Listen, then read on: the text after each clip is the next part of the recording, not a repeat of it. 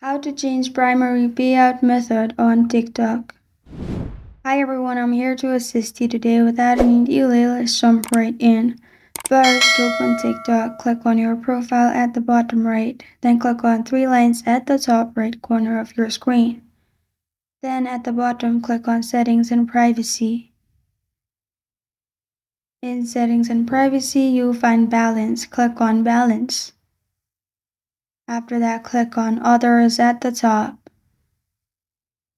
Click on Income Plus, which will lead you to this page. 6-digit code will be sent to your mail. Simply copy the code in here. After you have copied the code, simply click on Withdrawal Method. Then you'll find this kind of screen pop up. Click on Add Payout Method. Then in here, click on PayPal or bank transfer. After that, simply add your account credits and you're good to go. This is how to change primary payout method on TikTok. Thank you for joining me today. If this video helps you out, please leave a like and subscribe for more. Got a question or want to suggest the topic, comment below. Thank you for watching.